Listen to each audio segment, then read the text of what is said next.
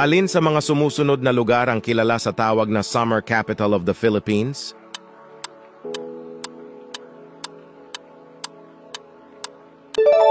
Ang sagot ay B. Baguio City.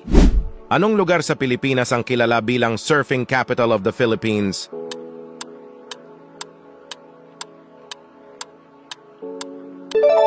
Ang sagot ay A. Siargao. Alin sa mga sumusunod na lalawigan ang kilala bilang Heart of the Philippines dahil sa kanyang hugis at lokasyon sa mapa ng bansa?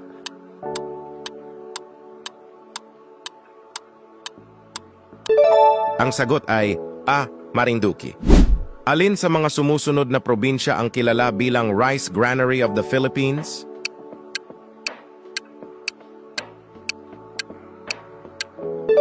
Ang sagot ay A. Nueva Ecija.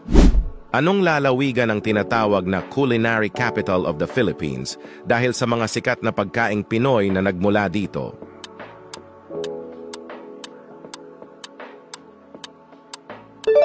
Ang sagot ay B.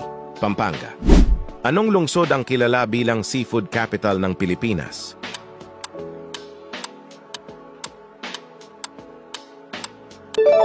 Ang sagot ay A. Rojas City. Anong probinsya ang kilala bilang Salad Bowl ng Pilipinas dahil sa mataas nitong produksyon ng gulay?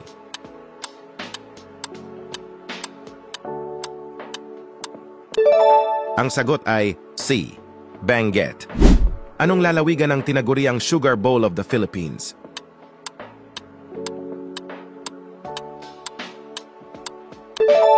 Ang sagot ay A.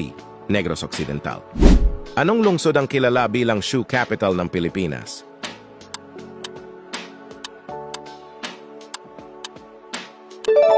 Ang sagot ay C.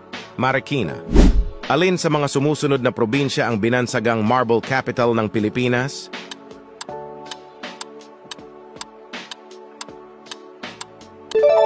Ang sagot ay A. Romblon. Anong lalawigan ang tinawag na melting pot dahil sa mga lalawigan na may iba't ibang dialekto sa paligid nito?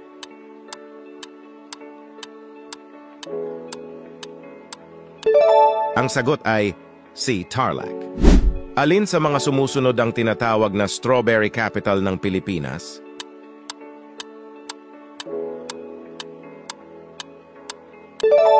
Ang sagot ay C. La Trinidad Benguet. Anong lalawigan ang tinaguriang Bibingka Capital ng Pilipinas?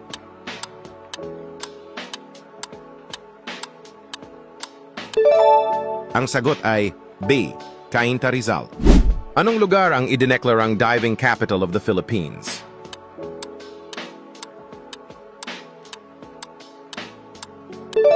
Ang sagot ay B. Puerto Galera.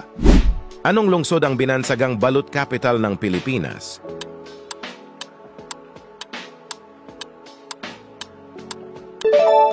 Ang sagot ay A. Pateros. Ano ang ipinagmamalaki ng inyong lugar?